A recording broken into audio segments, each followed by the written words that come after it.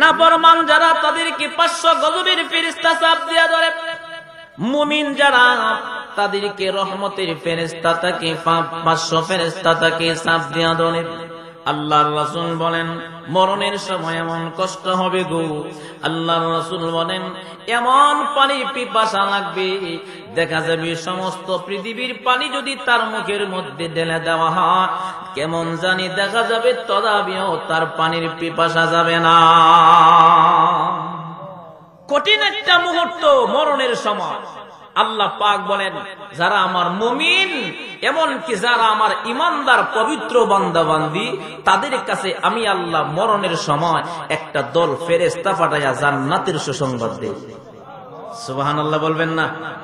তো জান্নাতের সুসংবাদ কে পাইব?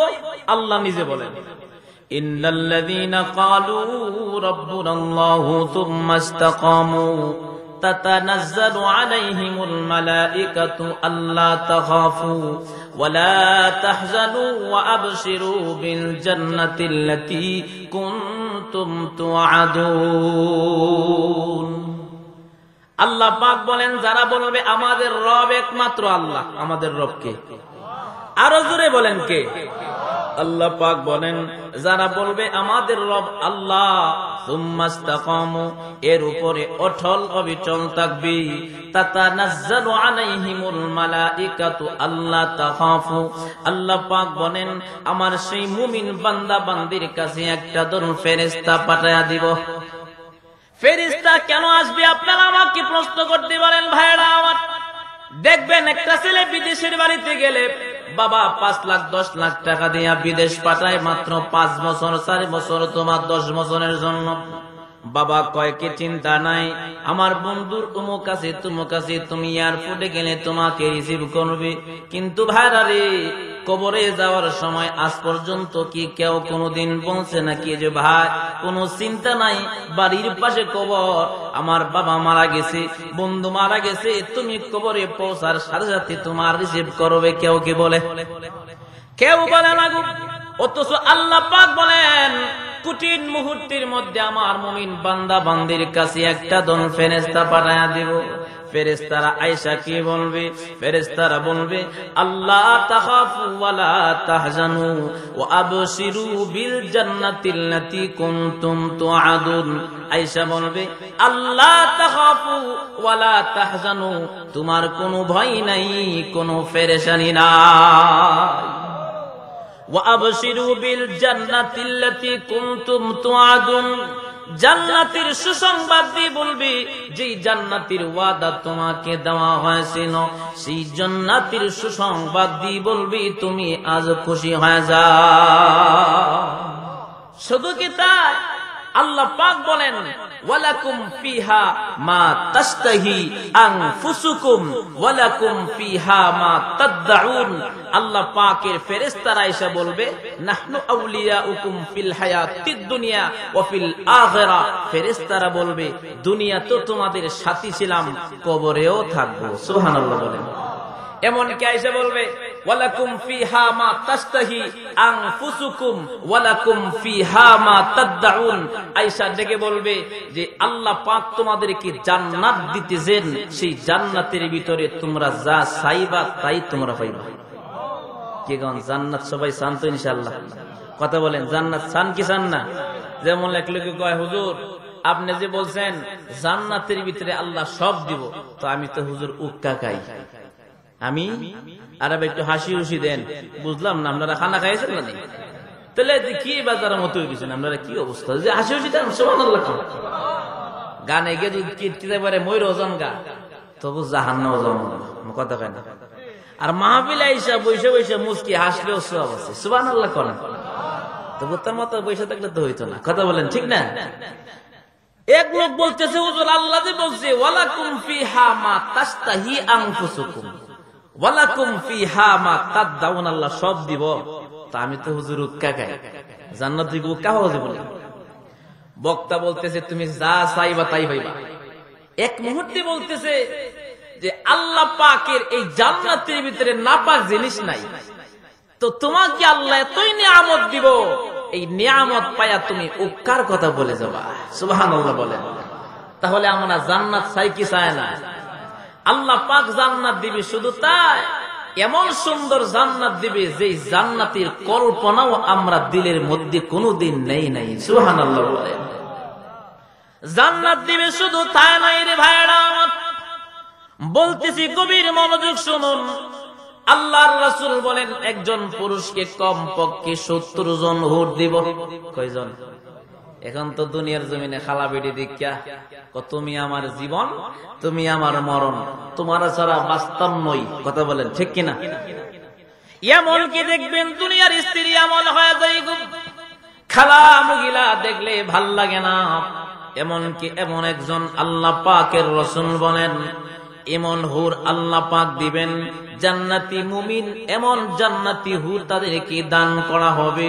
কোন হুর যদি আসমান ছিদ্র করে একটা আঙ্গুল যদি দুনিয়ার জমিনে প্রকাশ করত গো, চন্দ্রের আলোটা নিভিয়া যাইত, ওই জান্নাতি হুরের আলোটা প্রকাশ পেয়ে যেত। এখন মহিলারা কইব হুজুর আমনে তো ফেস লাগাই দিছো, কি ফেস লাগাই দিছি? মহিলারা বলবে কি হুজুর 70 জন হুর দিব, তা আমাদের কি দিব? কথা বলেন ঠিক কিনা? 70 জন হুর যদি আমাদের স্বামীরা দেয় তো আমাদের কি দিব? গিয়ে দেখেন মহিলারা এখন একটু বেজার হয়ে গেছে। তো মা বোনদের কি বলি শোনান, আপনাদের কি কি দিবে? যেই মহিলা যেই স্বামীর কথা মেনে চলবে, আজকে তো বর্তমানে স্বামীর কথা 100-র মধ্যে 98% মানে না। কথা কেন? আরো জোরে বলেন। স্বামী যদি বলে তুমি ডান দিকে যাও, দেখবেন স্ত্রী বাম দিকে। আছে না নাই? এমন আছে না নাই? উঠতে বসতে কয় কি তুমি আস্তে আস্তে তুমি বুড়া হইতেছো আর শয়তান হইতেছো, আমি তোমার সংসারে আইসা জীবনেও কিছু পাইছি না। এমন মহিলা আছে না নাই? কথা বলেন আছে না নাই? না গো মা বলেন, একটু গভীর মনোযোগ। একজন মহিলা যদি দুনিয়া থেকে বিদায় হয়ে যায়, স্বামী যদি সন্তুষ্ট হয়ে বলে আল্লাহ আমার স্ত্রী বড় ভালো ছিল, আল্লাহ আমার স্ত্রীকে আপনি মাফ করে দেন, স্বামী যদি দোয়া করে মহান আল্লাহ পাক স্ত্রীকে আল্লাহর জান্নাত দিয়ে দিবে। এমন কি ভাইরা আমার, আপনাদের কাছে আহ্বান, শুধু কি আমরা দোয়া করলে মহিলারা নাজাত পাবে না? না, এই যে দেখেন অনেক পুরুষ আছে কাজত বালানা। কথা বলেন, দেখবেন উঠতে বসতে মহিলা গো বোন ধরে। আছে না নাই? মা বলেন আপনার চিন্তা করবেন না, শুনুন, স্বামীর কথা মানবেন। আপনাদের কাছে আহ্বান, আপনারা স্ত্রীর সাথে মাঝে মাঝে পরামর্শ করবেন। কিছু স্ত্রী আছে এমন উল্টা, জামাইরে শান্তি দেয় না, উঠতে বসতে খালি তোহমত দেয়, এমনকি পেরেশানি দেয়। এমন মহিলা আছে দুনিয়ার জমিনে, স্বামীকে এক তিল পরিমাণ দাম দেয় না, পেরেশানি দিতে দিতে দিতে দিতে স্বামীটার মাথার চুল পাকা দিছে। আছে না? এমনকি অনেক স্ত্রী আছে, এমনকি স্বামীরাও আছে, স্বামীও দোয়া করে স্ত্রীর জন্য, আল্লাহ হেতে আমারে বাঁচান। এমনকি স্ত্রীও দোয়া করে আল্লাহ এমন লোকের কাছ থেকে আমাকে বাঁচান। না, দুজনের জন্য দোয়া করবেন আল্লাহ পাকের কাছে, আল্লাহ আমার স্বামীর হায়াত দেন। এমনকি স্ত্রীও দোয়া করবে স্বামীর হায়াত দেন, স্বামীও দোয়া করবে স্ত্রীর হায়াত দেন। নয়তো অনেক স্ত্রী আছে দেখবেন, যেমন এক লোকের স্ত্রী পানি পড়ে গেছে, পানির স্রোত হইল উত্তর দিকে, ওই লোকটা দৌড়তেছে দক্ষিণ দিকে। এখন জিজ্ঞাসা, চাচা আপনি উত্তর দিকে দৌড়েন কেন? উত্তর চাচি নাকি পানি পড়ে গেছে, তাহলে পানির স্রোত হইল উত্তর দিকে, দক্ষিণ দিকে আপনি দৌড়ান কেন? দেখ সারাটা জীবন হে আমার উল্টা চলছে, আজকেও মনে হয় এরা যদি কিছু ডাইনে যাও গেছে বামে, যদি কিছু পিছনে যাও গেছে সামনে, আজকেও হে পানিতে হইরা এই উত্তর দিকে গেছে না, অবশ্যই দক্ষিণ দিকে গেছে, এজন্য দক্ষিণে দৌড়তেছি। তো এমন স্ত্রী হবে না। তো মা বোনদেরকে বলি, আল্লাহ পাক নিম্নে 70 জন হুর একজন পুরুষকে আল্লাহ দান করবেন। সুবহানাল্লাহ। কেমন হুর দান করবে যুবক ভাইরা আমার, গভীর মনোযোগ। দেখবেন দুনিয়ার স্ত্রীর পেটের ভিতরে ময়লার টাঙ্কি আছে, এমনকি পচা রক্তের টাঙ্কি আছে। দেখবেন হাসি দিলে একটু হালকা বাতনা দাঁত যদি একটু বেঁকা থাকে, কত আর হাসি দিস না, ভালো লাগে না। কিন্তু জান্নাতের ভিতরে এমন হুর আল্লাহ দিবেন, আল্লাহ পাক একদিন জিবরাইলকে ডেকে বলেন, এরে জিবরাইল, আমার বান্দা বান্দির জন্য কেমন হুর বানাইছি, এমন কি কেমন সুন্দর জান্নাত বানাইছি, একটু দেখে আসো। এমনি ডেকে বলেন, আমার বান্দাদের কি এমন সুন্দর সুন্দর নিয়ামত দিব রে, তুমি একটু জান্নাতটা গণে আসো। এমনি জিবরাইল ঘুরতে যখন চলে গেলেন, ঘুরতেছেন, হঠাৎ করে জিবরাইল বেহুশ হয়ে জমিনের মধ্যে পড়ে গেছে। এক মুহূর্তে জিবরাইল যখন বেহুশ হয়ে পড়ে গেছেন, কেন পড়ে গেছে? জিবরাইল একটা কি জানি আলো তার চোখের মধ্যে টাচ খাইছেন। এমনি হঠাৎ জিবরাইল তিনি চিন্তা করতেছেন, মনে হয় আল্লাহর তাজাল্লি আর নূর আমার দেহের মধ্যে চোখের মধ্যে মনে হয় টাচ হয়েছে। এমনি হঠাৎ জিবরাইল শুনতে পাই মেয়ের কণ্ঠ, ডাক দিয়ে বলতেছেন, জিবরাইল গো, আরে আমি যে মুচকে হাসি দিয়েছি, হাসির এই দাগগুলোর জিনিস তোমার দেহের মধ্যে চোখের মধ্যে লেগেছে, এতেই তুমি জিবরাইল বেহুশ হইয়া তুমি পড়ে গেছো। আমি হইলাম সেই হুর, যেই হুর আল্লাহ মুমিনদের জন্য বানায় রাখছে। মা বোনদেরকে ডেকে বলি, শোনো, আপনারা চিন্তা করতেছেন যে একজন পুরুষকে 70 জন হুর আল্লাহ দিবে, আমাগরে কি দিবে?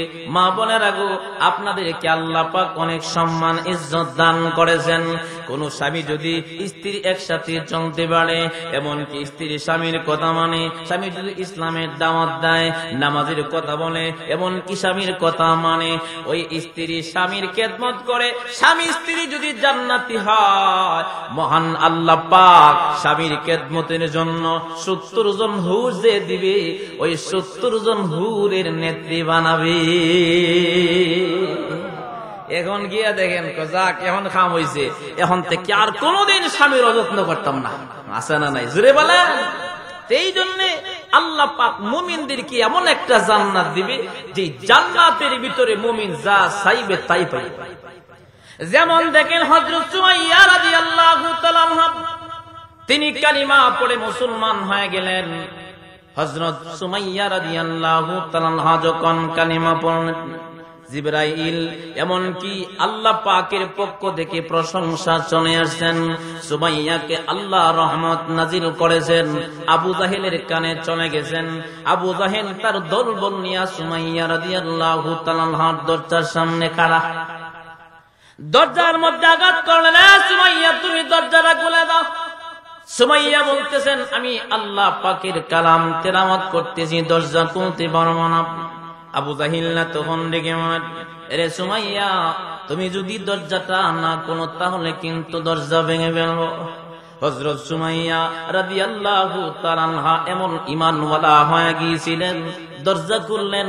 আবু জাহিল তখন ডেকে বলতেছেন, ওগো সুমাইয়া, তুমি নাকি মানুষদেরকে দাওয়াত দাও, যারা রব মানবে, রাসূলকে রাসূল মানবে, তারা নাকি আল্লাহর তৈরি জান্নাতের মেহমান হয়ে যাবে। এমনি সুমাইয়া বলতেছেন, তা তো ঠিক, কারণ আল্লাহ পাক কোরআনে বলছেন, ইন্নাল্লাযীনা ক্বালু রাব্বুনাল্লাহ সুম্মা ইসতাকামু তাতানাজ্জালু আলাইহিমুল মালাঈকাতু আল্লা তাখাফু ওয়া লা তাহজানু ওয়া আবশিরু বিল জান্নাতিল্লাতী কুনতুম তুআদুন। সুমাইয়া রাদিয়াল্লাহু তাআলা তখন ডেকে বলেন, হ্যাঁ, সত্যি সত্যি কেউ যদি ঈমান আনয়ন করে, এমনকি কেউ যদি রবের উপরে অটল থাকে, আল্লাহ পাক তাকে জান্নাত দান করবেন। আবু জাহেল তখন হাতের মধ্যে হাত করা লাগাইলেন। সুমাইয়াকে তখন ডেকে বলেন, এরে সুমাইয়া, তুমি যদি রব দিল থেকে বাহির না করো, তাহলে তোমাকে এখন হত্যা করা হবে। সুমাইয়া বলতেছেন, আমাকে হত্যা করতে পারো রে, আমাকে কাটতে পারো, কিন্তু একটা বারের জন্য আমার মালিক আল্লাহকে আমি বাদ দিতে পারবো না। হযরত সুমাইয়া রাদিয়াল্লাহু তাআলা আনহা কেমন ঈমানদার ছিলেন। ও মা বোনেরা, একটু শুনুন। হযরত সুমাইয়াকে আবু জাহেল গ্রেফতার করে নিয়ে গেলেন, মাটির মধ্যে নিয়ে জমিনের মধ্যে তাকে দাঁড় করাইলেন। শত শত মানুষ তার আশপাশে দাঁড়ায় গেলেন। এমনি আবু জাহিল তখন ডেকে বলেন, এরে সুমাইয়া, তোমার দেহ থেকে কাপড় গোনা কোনা হবে। এমনি ডেকে বলেন, এরে আবু জাহেল, তুমি কাপড় খুলতে পারো, আর যাই কিছু করো না কেন, আমাকে তুমি আল্লাহ থেকে দূরে সরাইতে পারো না। কারণ তারা তো জান্নাতের পাগল। জান্নাতের পাগল কেন রে বাবা? জান্নাতের পাগল এই জন্য তারা জানে, মুমিনরা জানে, জান্নাতের ভিতরে মহান আল্লাহর সাথে সাক্ষাৎ হয়ে যাবে। তাই তো আব্দুল কাদের জিলানী রহমতুল্লাহ আলাইহি তিনি সবসময় দোয়া করতো যে আল্লাহ আমারে তুমি যদিও জাহান্নামে দাও, তাহলে আমি জাহান্নামের ভিতরে তোমারে যেন আমি পাই। সুবহানাল্লাহ বলবেন না?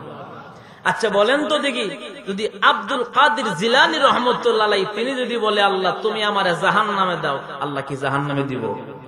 রাগ ভাঙায়া আল্লাহ বলবে তাক, তোমার রাগ করলেও আল্লাহ রাগ ভাঙায়া বলবে তুমি জান্নাতে চলে যাও। আর আমরা যদি কি আল্লাহ জাহান্নামে দিও, আমাদের যে আমল মন জাহান্নামে তখন লাগতে পারে। কথা বল না কেন? একটা উদাহরণ দিয়ে শুনুন।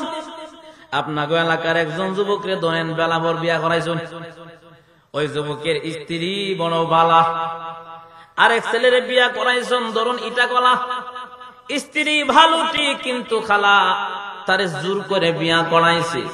দেখবেন কালো স্ত্রী, এমন কি সুন্দর স্ত্রী বাড়িতে গেছে, বাড়িতে যাওয়ার পরে ঈদের সিজনে স্ত্রী বায়না ধরেছে, স্বামী যদি আপনি আমার আয়া না নেন তাহলে কিন্তু আমি আইতাম না। তখন স্ত্রী ভালো হইলে যদি স্বামীর খেদমত করে, শ্বশুরের খেদমত করে, শাশুড়ির খেদমত করে, সবার কথা মেনে চলে, 5 ওয়াক্ত নামাজ পড়ে, দেখবেন স্বামী মিষ্টি এমনকি ফল টল নিয়ে স্ত্রীর রাগ ভাঙায় বাড়িতে আনবো। কথা বল না কেন? কারণ স্ত্রী ভালো। আর খালা স্ত্রী এটা কলা বিয়া করাইছে, হ্যাঁ বিয়া করতে রাজি না, এই বউরে পছন্দ করে না। যদি এই স্ত্রী ঈদের সিজনে গিয়া ওই সুন্দর মহিলার মতো গিয়া কয় তুমি যদি আমার আয়া না নাও আমি কিন্তু আইতাম না, হে কইবা আল্লাহ আমারে বাঁচাইছে। কথা কয় না? আল্লাহ বাঁচাইছে, আল্লাহ বাঁচাইছে মানে ও তোমার তো এমনি লইয়া খাইতে রাজি না। কথা বলেন ঠিক কিনা? তো আব্দুল কাদের জিলানী রহমতুল্লাহ আলাইহি তিনি যদিও কয় আল্লাহ তুমি আমারে জাহান্নাম দিও, কিন্তু জাহান্নাম দিলেও আল্লাহ তোমাকে আমি জাহান্নামের ভিতরে আমি যেন তোমারে পাই। যদি আল্লাহর কাছে রাগও করে আল্লাহ রাগ ভাঙায়া জান্নাত নিব। আর আমাদের যে আমল খালা মহিলার মতো, যদি আল্লাহ জাহান্নামে জাহান্নাম দেব, আল্লাহ কেবল জান্নাত দরকার না, জাহান্নামে থাক, ইমন হইতারে না। জোরে বলে। তা আমাদের আমলটাও পবিত্র করার দরকার। কেমন করে পবিত্র করব? দিলটাকে পবিত্র করার মাধ্যমে। হযরত সুমাইয়া রাদিয়াল্লাহু তাআলা আনহা বলতেছে, আবু জাহেল তুমি আমাকে মারতে বানাও, কাটতে বানাও, ঈমান থেকে সরাইতে পারো না। আবু জাহেল তখন দেখে মনে সুমাইয়ার দেহ থেকে কাপড় গোলা করে দাও। সুমাইয়া একটা মহিলা মানুষ, তার দেহ থেকে কাপড় গোলা করে দিলেন। এবার তিনি উলঙ্গ হয়ে গেলেন, আসমানের দিকে তাকায়া কান্দার দিকে বলেন, ওরে মালিক আল্লাহ আমাকে আবু জাহেল বেয়াজ্জতি করতেছেন, আল্লাহ আমার ইজ্জত নষ্ট করতেছেন। ওগো মালিক আমার দিলে কোনো কষ্ট না, তবে আমি তোমার কাছে একটা আবদার, কঠিন মুসিবতের ময়দানে কোটি কোটি মানুষের সামনে তুমি আমাকে বেয়াজ্জতি কইরো না।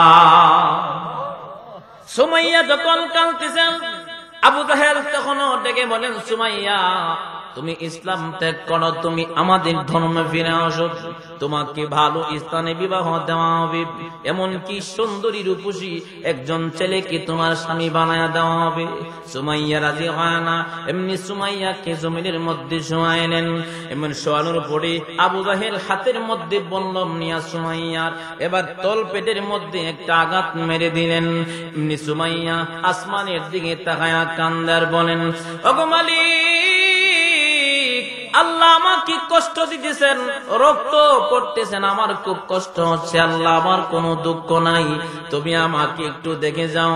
আল্লাহ পাক জিবরাইলকে তখন ডেকে বলেন, আরে জিবরাইল আমার এই সুমাইয়ার জন্য আমার জান্নাতের চিত্রটা তুমি তাড়াতাড়ি সুমাইয়ার সামনে নিয়ে যাও। এমনি সুমাইয়া রাদিয়াল্লাহু তাআলা কাঁদতেছেন। হঠাৎ করে সুমাইয়া রাদিয়াল্লাহু তাআলা আনহা মুস্কি মুস্কি হাসেন। এমনি আবু জাহিল না তখন ডেকে বলেন, এই যে দেখো সুমাইয়া পাগল হয়ে গেছে। এমনি সুমাইয়া তিনি মুস্কি হাসা ডেকে বলেন, না রে আবু জাহিল, না না, আল্লাহ কোরআনে বলছেন, আল্লাহ তাখাফু ওয়ালা তাহজানু ওয়া আবশিরু বিল জান্নাতিল্লাতী কুনতুম তুআদুন। মরণের সময় পবিত্র দিলওয়ালা যারা গো, তাদের কাছে জান্নাতের চিত্র তুলে তুলে ধরেন, এমনকি জান্নাতের সুসংবাদ দেন।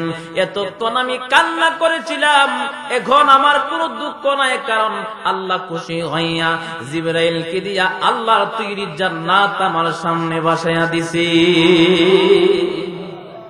আবু জাহেলকে তখন ডেকে বলেন, রে আবু জাহেল, তোমার স্থানে তুমি থাকো, আমি এখন আল্লাহর জান্নাতি মেহমান হয়ে চললাম। লা ইলাহা ইল্লাল্লাহু মুহাম্মাদুর রাসূলুল্লাহ, লা ইলাহা, একসাথে লা ইলাহা।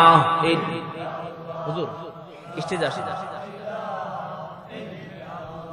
জুড়ে লা ইলাহা, জুড়ে লা ইলাহা ইল্লাল্লাহ, লা ইলাহা। হাসবি রাব্বি জাল্লাল্লাহ, মা ফি কলবি গায়রুল্লাহ। হাসবি রাব্বি জাল্লাল্লাহ, মা ফি কলবি গায়রুল্লাহ। নবী মুহাম্মদ সাল্লাল্লাহ, নবী মুহাম্মদ, জুড়ে লা ইলাহা, লা ইলাহা ইল্লাল্লাহু মুহাম্মাদুর রাসূলুল্লাহ সাল্লাল্লাহু আলাইহি ওয়াসাল্লাম। তাহলে রবকে আমাদের দিলে এমন থেকে বেশি ইনশাআল্লাহ বসাবো, রাজি আছি তো? নবীদের কাছে বাহরান শহর থেকে 10 জন ব্যক্তি আসছে। নবীজির কাছে এসে সালাম দিলেন, আসসালামু আলাইকুম ইয়া রাসূলুল্লাহ সাল্লাল্লাহু আলাইহি ওয়াসাল্লাম। কাফিরদের যে পক্ষ থেকে 10 জন ব্যক্তি আছেন, তাদের মধ্যে একজন সেনাপতি, তার নাম হচ্ছেন আমির ইবনে তুফাইল। তিনি এসে বলতেছেন, নবী গো, আপনার কাছে একটা সুসংবাদ দেওয়ার জন্য আসছে। নবীজি তখন বলতেছেন, কি সুসংবাদ? বলতেছে, আমরা বাহরান শহর থেকে আসছি। বাহরান শহরের 50,000 মানুষ কাফের কালিমা পড়ে মুসলমান হয়ে গেছে। সাবধান, সকলে কিন্তু কান ক্লিয়ার রাখবেন, একদম ক্লিয়ার। শেষ অধিবেশন, দেখেন একটা ফোঁটা চোখের পানি পড়ে কিনা। সাহাবী কেরাম আল্লাহর জন্য জীবনটা পর্যন্ত দিয়ে দিচ্ছে। আল্লাহর নবী কাইসা বলতেছেন, নবী গো, আমরা 10 জন লোক আসছি বাহরান শহর থেকে। বাহরান শহরের 50,000 মানুষ আপনাকে নবী মেনে, আল্লাহকে রব মেনে সকলেই কালিমা পড়ে মুসলমান হয়ে গেছে। আবার আপনার নবী কি তখন নাকি বলেন, নবী আপনি আমাদেরকে কোরআন শেখার জন্য কয়েকজন আমাদেরকে সাহাবী দেন, নয়তো আমরা নতুন ইসলাম ধর্ম গ্রহণ করেছি। কার কাছ থেকে কোরআন শিখবো, কার কাছ থেকে নামাজ শিখবো, এমনকি কার কাছ থেকে ইসলাম সম্পর্কে আমরা শিখবো। আবার আপনার নবী খুশি হইয়া 70 জন সাহাবীর একটা কাফেলা রেডি করছে। আবার আপনার নবী 70 জন সাহাবীকে দিয়ে দিলেন। এর মধ্যে একজন সাহাবীর নাম হচ্ছে হযরত খুবাইব। হযরত খুবাইবকে সেনাপতি বানাইয়া দিলেন। এমনি 70 জন সাহাবীকে ওই বাহরান শহরের 10 জন কাফের সাথে একসাথে করে যখন সামনে আগায়া দিলেন, নবীর সাহাবীদেরকে নিয়া বাহরান শহরে যাওয়ার ভিতরে একটা রাস্তার একটা মোড় আছে। ওই রাস্তার মোড়ের নাম মোড় প্রান্তর, তার নাম হচ্ছে বীরে মাউনার প্রান্তর। সেখানে যখন চলে গেলেন, নবীজির কাছে জিবরাইল আমিন আগমন করলেন। আয়েশা বলতেছেন, ইয়া রাসূলুল্লাহ, ইয়া হাবিবাল্লাহ, ওগো নবী, কাফের যে আপনাদের কাছে 10 জন আসছিল, তারা আয়েশা বলেছেন বাহরান শহরে নাকি 50,000 কাফের মুসলমান হয়ে গেছে। নবী গো, মিথ্যা কথা গো নবী, একজন মানুষও কালিমা পড়ে মুসলমান হয় না। আমার আপনার নবীকে তখন ডেকে বলেন, নবী আপনার সাহাবীদেরকে হত্যা করার জন্য মিথ্যা সংবাদ দিয়া গো নবী সাহাবীদেরকে আপনার হাত থেকে নিয়ে গেছে। আল্লাহর রাসূলকে তখন জিবরাইল বলেন, ইয়া রাসূলুল্লাহ, আপনি তাড়াতাড়ি একটা চিঠি লেখেন। এই চিঠি লিখে সাহাবীদের উদ্দেশ্য করে আপনি চিঠিখানা পাঠাইয়া দেন। আল্লাহর রাসূল তাড়াতাড়ি একটা চিঠি লিখলেন। এমনি দেখে বলেন, ও আমার সাহাবীরা, তোমাদের মধ্যে কেমন একজন আসরে আমার হাতের চিঠিখানা নিয়ে আমার সাহাবীদের মাঝে দিয়ে আসতে পারো। এমনি একজন সাহাবী দাঁড়ায় গেলেন। সেই সাহাবীর নাম হচ্ছে আল্লাহর রাসূলের প্রিয় সাহাবী হযরত হারাম ইবনে মিলহান। হারাম ইবনে মিলহান তিনি দাঁড়ায় বলেন, নবী আমি চিঠিখানা আমি সাহাবীদের কাছে আমি পৌঁছাইতে প্রস্তুত আছি। নবীজির হাত থেকে চিঠি নিয়ে গুড়া নিয়ে রওনা হয়। যখন সাহাবীদের কাছাকাছি চলে গেলেন, কাফেরদের সর্দার তিনি দেখে ফেলছেন, তরবারি হাতে নিয়ে বলতেছেন, দাঁড়াও, কোথায় যাও? বলতেছি চিঠি দিয়েছেন নবী, আমার চিঠিখানা সাহাবীদের হাতে দেওয়ার জন্য যায়। এমনি দেখে বলেন, না না, চিঠি তুমি সাহাবীদের হাতে দিতে পারবা না, তুমি আমার হাতে চিঠিখানা দেওয়া লাগবে। এমনি নবীর সাহাবী তখন দেখে বলেন, আমার জীবন দিব রে, তবু আমার কলিজার টুকরা নবীজির দেওয়া চিঠিখানা কোনো কাফেরের হাতে দিব না। কাফেরদের সর্দার তখন ডাক দিয়ে বলতেছেন, চিঠি দিবা নাকি জান দিবা? এমনি ডাক দিয়ে বলতেছেন, জান দিব, চিঠি দিব না। কাফেরদের সর্দার হাত করা এবার লাগায়া দিলেন, গুহার ভিতরে নিয়ে গেলেন, হাতের মধ্যে বল্লম নিয়ে ডেকে বলেন, আরে হারাম, তুমি চিঠি দিবা নাকি জান দিবা? এমনি ডেকে বলেন, আমি জানটা দিব রে, তবু আমি চিঠি কোনো কাফেরের হাতে দিব না। সাথে সাথে হাতের মধ্যে কাফেরদের সর্দার তিনি হাতের মধ্যে বল্লম নিয়া নবীর সাহাবীর একেবারে বুকের মাঝ বরাবর একটা কূপ যখন বসাইয়া দিলেন, কলিজাটা বাহির হয়ে গেলেন। এরে যুবক, মায়ের ঘর থেকে আসার পর ইসলাম ধর্ম পেশ, আজকে তুমি যুবক নামাজ ছেড়ে দাও। এরে আমার ভাইরা, সাহাবীরা জীবন দিয়েছি, আমার নবী নিজের তাজা রক্ত পর্যন্ত জড়াইছেন। নবী আমার যেদিন বিদায় হয়ে যাবে, কন্যার জন্য কাঁদে না গো, সন্তানদের জন্য কাঁদে না, নবী আমার শুধু কান্না করে আমার উম্মতেরা নামাজ। নবী আমার যখন চলে গেলেন, আল্লাহর কাছে মেরাজের রাত্রিতে হাদিয়া দিলেন। আল্লাহর রাসূলের সাথে হযরত মুসা পয়গম্বরের সাক্ষাৎ। এমনি দেখে বলেন, ওগো নবী, সমস্ত নবীদেরকে আল্লাহ অনেক হাদিয়া দিলেন, উম্মতের জন্য পুরস্কার দিয়েছেন, আপনার উম্মতদেরকে মহান আল্লাহ পাক কি দিয়েছেন? নবী আমার ডেকে বলেন, আমার উম্মতদেরকে আল্লাহ 50 ওয়াক্ত নামাজ দিয়েছেন। সুবহানাল্লাহ, আরো জোরে সুবহানাল্লাহ। হযরত মুসা পয়গম্বর তিনি বলেন, ওগো নবী, আপনি তাড়াতাড়ি আল্লাহর কাছে গিয়া বলেন আল্লাহ পাক যেন কমা দেন, কারণ 50 ওয়াক্ত নামাজ আপনার উম্মতেরা পড়বে না। নবী আমার চলে গেলেন, চলে যাওয়ার পরে আল্লাহ পাক কমায়া দিলেন। আসছেন, বলতেছে কত রাকাত? এত রাকাত। নবী গো, এতগুলি পড়বে না, আল্লাহর কাছে যান, আরো যেন আল্লাহ কমায়া দেন। কমাইতে কমাইতে মহান আল্লাহ পাক 5 ওয়াক্ত নামাজ যখন দিয়ে দিলেন, আবার দেখা বলতেছেন, নবী গো আবার যান, 5 ওয়াক্ত নামাজও পড়বে না। আবার নবী তখন ডেকে বলে, আমার শরম লাগে, আমি আজ যেতে পারবো না। আল্লাহ পাক তখন ডেকে বলেন, বন্ধুরে, আপনাকে আমি দিয়েছিলাম 50 ওয়াক্ত নামাজ, বন্ধু আপনি শুনুন, আমার কোন বান্দা বান্দি যদি 5 ওয়াক্ত নামাজ সঠিকভাবে আদায় করে গো, আমি আল্লাহ 50 ওয়াক্ত নামাজের সওয়াব আমলনামায় দিব।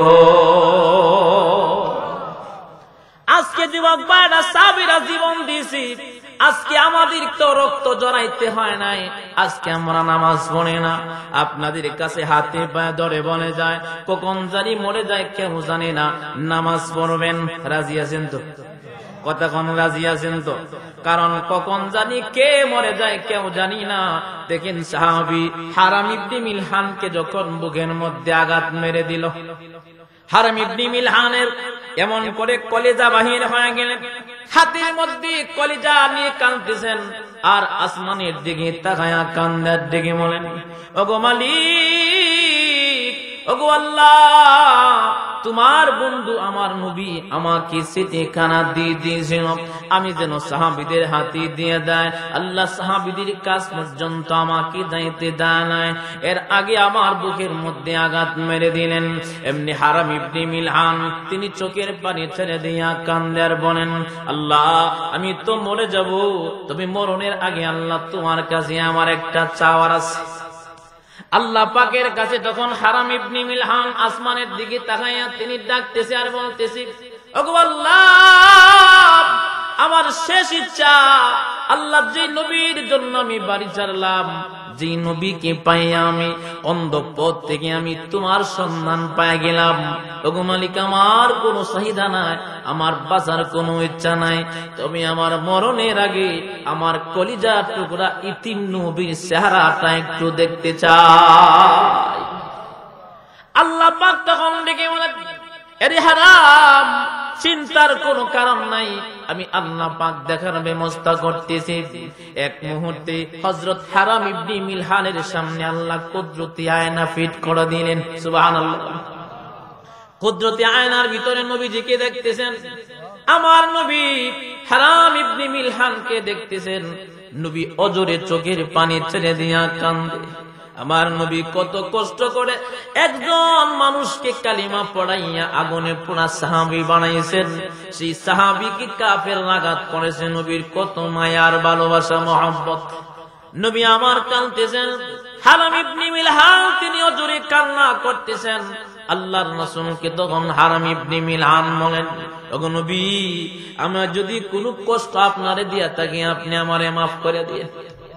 আমার নবী তখন ডেকে বলেন, আরে হারাম না না না, আমি তোমাকে পাঠাইলাম এই জন্যই তো তোমাকে কাফেররা আক্রমণ করেছে। আরে হারাম তোমার সাথে কথা হাঁটাহাঁটি করেছি, কথা বলেছি, আমি নবী যদি তোমারে কষ্ট দিয়া থাকি আমি নবীকেও তুমি মাফ করে দিও। হারাম ইবনে মিলহান বলেন, আগো নবী আপনি ক্ষমা চাইবেন না। ওগো নবী আমি আল্লাহর কাছে আবদার করেছিলাম আপনাকে একটা নজর দেখার জন্য গো নবী, কারণ আপনাকে দেখলে আমার কষ্ট দূর হয়ে যাবে। এমনি হারাম ইবনে মিলহান বলেন, নবী গো এটা সুসংবাদ আপনাকে আমি দিতে চাই।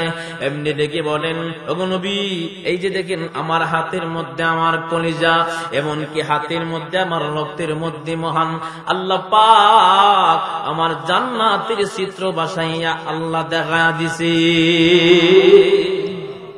হারাম ইবনে মিলহান মুহূর্তের মাধ্যমে শহীদ হয়ে গেলেন। ওই দিক দিয়ে 70 জন কাফেররা 70 জন সাহাবীদেরকে শহীদ করে দিলেন। কিন্তু সাহাবীদের যে সর্দার তার নাম হচ্ছে হযরত খুবাইব রাদিয়াল্লাহু তাআলা আনহুকে, হযরত খুবাইব রাদিয়াল্লাহু তাআলা আনহুকে তারা মারে নাই। হযরত খুবাইব রাদিয়াল্লাহু তাআলা আনহুকে হাত করা লাগাইয়া বাজারে নিয়ে তারা বিক্রি করে দিলেন। কাফেররা কিনে হযরত খুবাইবকে বাড়িতে নিয়ে গেলেন, থালা মেরে ঘরের ভিতরে আটকায় দেওয়া হলো। কাফেররা তখন ডেকে বলেন, খুবাইব তুমি যুদ্ধের ময়দানে আমাদের বাবাকে মেরেছিলা, তোমার জন্য ইতিম হয়েছি, আজকে তোমাকে ছড়া দাম দিয়া কিনলাম, এই জন্য তোমাকে আমরা আস্তে ধীরে মারব না, তিল তিল তো করে কষ্ট দিয়া তোমাকে আমরা মারব। হযরত খুবাইবকে থালাবদ্ধ একটা ঘরের ভিতরে রাখা হলো। বাহির থেকে কেউ ঢুকতে পারে না, এমনকি খুবাইব বাহিরের কিছু দেখতে পারে না, পানি দেয় না, এমনকি খাদ্য দেয় না। এক মুহূর্তে 1 মাস পরে থালা খুলে যখন হযরত খুবাইবকে বাহির করা হলো, হযরত খুবাইবকে কাফেররা ডেকে বলে, আরে খুবাইব তোমাকে তো এখন আমরা হত্যা করে দিব, তোমার কি মরণের আগে কোনো কথা আছে থাকলে বলতে পারো।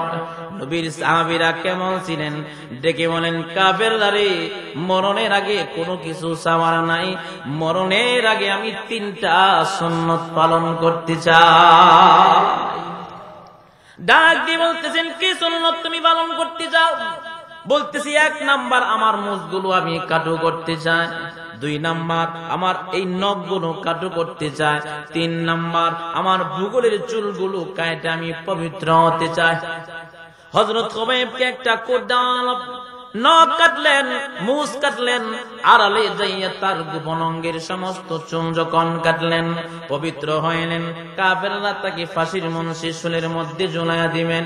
এমনি দেখি বলেন, ওগো খুবাইব, এখন তো তোমাকে আমরা মেরে ফেলবো, তোমার আরো কিনো কত কথা বলার বাকি আছে। ডাক দিয়ে বলতেছেন, কাফেররা, তোমরা আমাকে প্রথম প্রশ্ন করেছিলা কোন কিছু আছে নাকি, বলেছিলাম 3টা সুন্নত সময় দিলা। এখন আবার যখন জিজ্ঞাসা করেছ, মরণের আগে 2টা রাকাত নামাজ পড়তে চাই।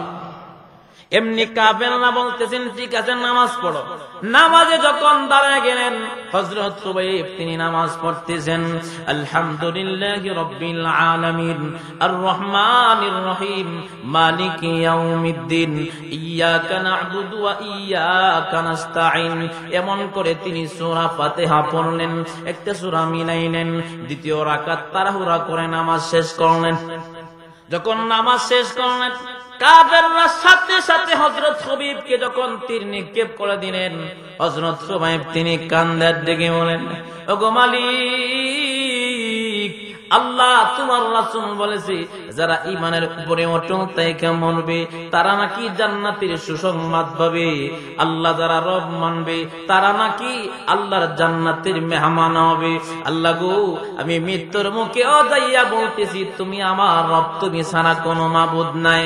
হযরত সুবাইব কালিমা পড়ে পড়ে শহীদ হয়ে গেলেন, লা ইলাহা ইল্লাল্লাহু মুহাম্মাদুর রাসূলুল্লাহ সাল্লাল্লাহু আলাইহি ওয়াসাল্লাম।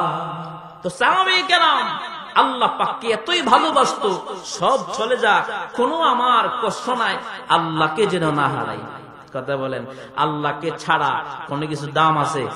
কথা বলেন, দাম আছে? যেমন বাদশা হারুনুর রশিদ, তিনি একদিন সমস্ত মহলের লোকদেরকে ডাকছেন, কারণ একজন কালো একটা দাসী ছিল, বাদশা বড় মহব্বত করত।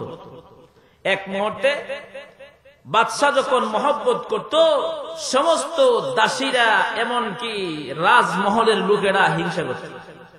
বাদশা মহোদয় তখন একদিন ডাক দিয়ে বলতেছেন, শোনো, সকলকে দাওয়াত করা হলো, সকলের সামনে একটা করে প্লেট দেওয়া হলো স্বর্ণের, একটা করে গ্লাস দেওয়া হলো স্বর্ণের, সকলে খাবার খাইতে বসছেন। মধ্যস্থনে যখন চলে গেলেন, বাদশা তখন ডেকে বলেন, শোনো, তোমরা যারা যারা খাবার খাইতে বসছো, প্লেট এমনকি চামচ এমনকি বাটি গ্লাস যেই যাই দিয়ে তোমরা খাচ্ছ, তোমরা খাওয়ার পরে যেই যাই হাতে নিতে পারো সব কিছুর মালিক তোমরা হয়ে যাবা। এই মহলের ভিতরে যেই যাই ধরো না কেন, সব কিছু যেই যেইটাকে ধরবা সব কিছুর মালিক হইবা। সমস্ত দাসীরা যা পাইছে তাই বস্তার ভিতরে ঢুকাইছে, কেউ কাপড় দিয়া লুকাইছেন। এক মুহূর্তে ওই কালো বাদি যায় বাদশা হারুনুর রশিদ ধরে রাখছে। সুবহানাল্লাহ বলেন। সমস্ত দাসীরা এমনকি লোকেরা বলতেছেন, দেখো কত বড় বুকা, আমরা সকলে অনেক কিছু নিলাম, কিন্তু ওই বাদি যাইয়া বাদশাকে ধরছে। বাদি তখন ডেকে বলতেছেন, রে শোনো, আমি বুকা নয়, তোমরা হইলা বুকা। এমনি ডাক দিয়ে বলতেছেন, কেমনে? বলতেছেন, শোনো, স্বর্ণের প্লেট গ্লাস সবকিছু তো বাদশা, তোমরা পাইছো নিয়ে চলে যাইবা, কিন্তু আমি কিছু দূরে নাই বাদশাকে ধরে ফেলেছি। যেই ব্যক্তি ওই রাজমহলের মালিক, আমি যেহেতু তারে ধরলাম, সে আমার হয়ে গেছি রাজমহলের মালিক, আমি হয়ে গেলাম। তো আল্লাহকে যারা পায় গেছে সব পায় গেছে। এই জন্য ভাই, আল্লাহর হুকুম মানবেন, 5 ওয়াক্ত নামাজ পড়বেন, রাজি আছেন তো? কারণ কে কখন মরে যায় কেউ জানে না। চোখের পলকে তুমি হতে পারো লাশ, চিরতরে বন্ধ হবে তোমারই নিঃশ্বাস, হবে আলাম তোমারই নাম মসজিদের মাইকে, বাড়িওয়ালা নাই রে বাড়ি নাই রে দুনিয়াতে, বাড়িওয়ালা নাই রে বাড়ি নাই রে দুনিয়াতে। কথা বলেন না কেন? তোমার বয়ে থাকতো মানুষ ছিল বাহাদুরি, বাবনি হাওয়ায় উড়া তুমি যে রঙিন ঘুড়ি, তোমার বয়ে থাকতো মানুষ ছিল বাহাদুরি, বাবনি হাওয়ায় উড়া তুমি যে রঙের ঘুড়ি। সুতুই টান দিলে মালিক, সুতুই টান দিলে মালিক পারবে না থাকিতে, বাড়িওয়ালা নাই রে বাড়ি নাই রে দুনিয়াতে। সুবহানাল্লাহ বলেন। বাড়ি গাড়ি মিল ফ্যাক্টরি টাকার পাহাড়, বিলাসিতায় কেটেছে জনম কত অহংকার। বাড়ি গাড়ি মিল ফ্যাক্টরি টাকার পাহাড়, বিলাসিতায় কেটেছে জনম কত অহংকার। দামি কাপড় ছেড়ে হবে সাদা কাপড় পরিতে, বাড়িওয়ালা নাই রে বাড়ি নাই রে দুনিয়াতে। যাদের সাথে চলতে তুমি থাকতে দিবানিশি, জানা যাই শরিক হবে তোমার প্রতিবেশী। স্বজনেরা নিয়ে যাবে, স্বজনেরা নিয়ে যাবে মসজিদের পালকিতে, বাড়িওয়ালা নাই রে বাড়ি নাই রে দুনিয়াতে। কথা বলেন ঠিক কিনা ভাইরা আমার? পৃথিবীর মানুষ স্বার্থপর। শেষ বয়ান মাত্র 10 মিনিট বসুন, কি বলতে চাই শুনুন। পৃথিবীর মানুষ কেমন স্বার্থপর, আপনি আমি মরে গেলে আমাদের কি বলে যাবে? যেমন আমরা আমাদের আগের পুরুষদের কি বলে গেছি। হুজুর কাকে বলে গেলাম? এখানে সবাই সবার নাম জানেন কি? জানেন না? আওয়াজ দিবেন। জানেন না? সবাই সবার বাবার নাম জানেন, অনেকে সকলে দাদার নামও জানেন। তার মানে নিজের নাম জানেন, বাবার নাম জানেন, এমনকি আপনাকে সকলের দাদার নাম জানেন।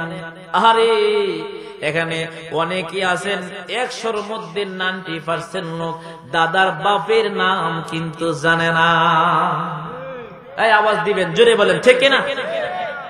অনেকে আবার কয়েকজন 2-4 জন দাদার বাপের নাম জানে, কিন্তু দাদার বাপের নাম একেবারে আমরা বলে গেছি। ভাইরা আমার, এই যে দেখেন তারাও কিন্তু মানুষ ছিল, আমাদের মতো তারা হাঁটাহাঁটি করেছে, এমনকি তারাও জমিনে হাসছেন।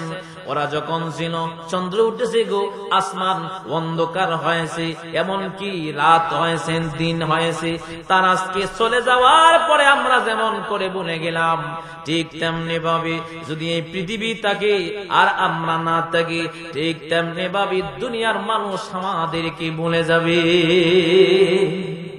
এই জন্য ভাইরা আমার একটু চিন্তা করুন, দুনিয়ার রাস্তা দিয়ে হাঁটাহাঁটি করলে লাচ্চারা হাঁটা যান, অন্ধকার গনে ঘুমাইলে দেখবেন বৃষ্টি তুফান আসলে কত ভয়, লাচ্চারা খুব ভয় পাওয়া যায়। এবার চিন্তা করুন, আমরা যদি মরে যাই, কবরের ভিতরে আমাগরে যদি রেখে আসি, তখন আমরা কেমন করে থাকবো? কথা কেন? আরো জোরে বলেন ঠিক কিনা? এই চিন্তাটা দিলে সর্বদা রাখবেন। নবীজির স্ত্রী আম্মা জান খাদিজাতুল কুবরা রাদিয়াল্লাহু তাআলা আনহা একদিন নবীজির উরাত মুবারকে শুয়ে আছেন। খাদিজাতুল কুবরা এমন একজন মহিলা ছিলেন, আমার মা বোনেরা একটু মনোযোগ দিয়ে শুনবেন। খাদিজাতুল কুবরাকে মহান আল্লাহ সালাম দিয়েছে, সুবহানাল্লাহ। এমন কিছু তা নাকি খাদিজাতুল কুবরা কি মহান আল্লাহ পাক জান্নাতের সার্টিফিকেট দান করেছে। যেই মহিলা জান্নাতের সার্টিফিকেট পাইছে, আল্লাহর সালাম পাইছে, এই মহিলার কোনো বই থাকতে পারে? কথা কোন কোন বই থাকতে পারে? নবীজির স্ত্রী হযরত খাদিজাতুল কুবরা নবীজিকে কেমন ভালোবাসতে শোনেন। একদিন সমস্ত কাফেরদেরকে দাওয়াত দিলেন, সমস্ত কাফেররা চলে আসছে। কারণ নবীজিকে যখন স্বামী বানাইছেন, কাফেররা টিটকারি করে। কেমনে টিটকারি করে? খাদিজা তো কোটিপতি, মুহাম্মদ তো গরিব মানুষ। আচ্ছা বলেন তো দেখি, আমার আপনার নবী কি গরিব মানুষ ছিল? নবীর মতো বড় লোক পৃথিবীতে কেউ ছিল না, আর কেউ আসতে পারবে না। কিন্তু আমার নবী দুনিয়া জানা না। উহুদ পাহাড়কে যদি নবী আমার শাহাদাত আঙ্গুল মুবারক ইশারা করে বলতো স্বর্ণ হয়ে যাও, সমস্ত পাহাড়টা স্বর্ণে পরিণত হয়ে যেত। আমার নবী কি কাফেররা টিটকারি মারে? খাদিজাতুল কুবরা সমস্ত কাফেরদেরকে দাওয়াত দিয়ে বলতেছেন, শোনো নেতা, তোমরা যারা আছো, আমি যে তোমাদেরকে প্রশ্ন করতে চাই, আমি যে মুহাম্মদকে স্বামী বানাইলাম, ভালো করেছি না ভুল করেছি? সমস্ত কাফের গোষ্ঠী বলে তুমি তো মারাত্মক ভুল করছো।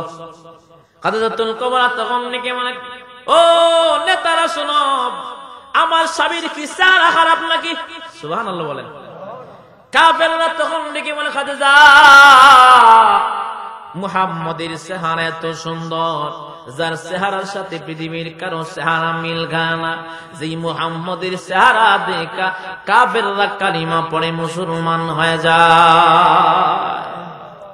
কাফিরদেরকে তখন 2 নাম্বার প্রশ্ন করে, ও কাফিররা, এমন কি ও বড় বড় নেতারা আমার নবী মুহাম্মদের চরিত্রটা কেমন?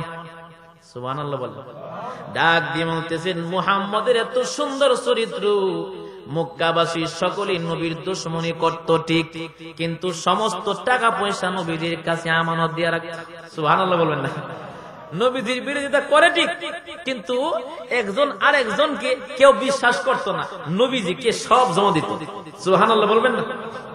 আমার আপনার নবী এমন নবী ছিলেন, আমার আপনার নবীকে দেখার জন্য শত শত বছর পর্যন্ত কাফের অপেক্ষা মানছিল। কাফেররা তখন ডেকে বলতেছেন, মুহাম্মদের চরিত্র অনেক ভালো। ডাক দিয়ে বলতেছেন, তাইলে আমার স্বামীর চেহারাও ভালো। 2 নাম্বার চরিত্র ভালো, যে চরিত্র দেখে কাফেররা মুসলমান হয়, তাইলে আমার স্বামীর সমস্যা কোথায়? কাফেররা তখন বলে, টাকা পয়সা নাই। খাদিজাতুল কুবরা বলেন, আমার যত সম্পত্তি স্থাবর আছে রে, সমস্ত সম্পত্তি আমার নবী মুহাম্মদ আমার স্বামীকে আমি হাদিয়া দিয়ে দিলাম। নবী আমার এখন কোটিপতি, খাদিজাতুল কুবরা আবার গরিব হয়ে গেছে। খাদিজাতুল কুবরা তখন থেকে বলে, স্বামী আমার, আপনাকে আমি সব গুণী আমি আপনাকে হাদিয়া দিলাম। ইচ্ছা হইলে আপনি নিজে খরচ করতে পারেন, কিন্তু আল্লাহর রাস্তায় ইচ্ছা হইলে আপনি খরচ করতে পারেন। দেখেন, খাদিজাতুল কুবরা সমস্ত সম্পত্তি দিয়া দিয়েছেন, এমনকি আল্লাহর সালাম পাইছেন, এমনকি জান্নাতের সার্টিফিকেট পাইছেন। এমন পবিত্র মহিলা হওয়ার পরেও একদিন নবীজির উরাতি মুবারকে শুইয়া শুইয়া কান্দে। আল্লাহর রাসূল তখন ডেকে বলেন, খাদিজা তুমি কান্দো কেন? নবী, আমার কান্নার কারণ হলো গো নবী, আল্লাহর রাসূল সাহাবীদেরকে এমন করে বলে দিয়েছেন, একজন মানুষকে যখন কবরের ভিতরে রাখা হয়, কবরের 2টা পাত এমন জোরে এমন করে চাপ দেয়, একটা হাড়ের ভিতরে আর একটা হাড় এমন করে ঢুকায়া দেয়। নাফরমান যারা, তাদের কিন্তু আযাবের কোনো শেষ নাই। ও যুবক ভাই, আমার যুবক ভাইরা, আজকে 2টা সন্তানের বাবা হয়ে গেছেন, আজকে নবীর সুন্নত দাড়িটা এখনো পর্যন্ত রাখতে পারেন না। আপনি মরে গেলে কি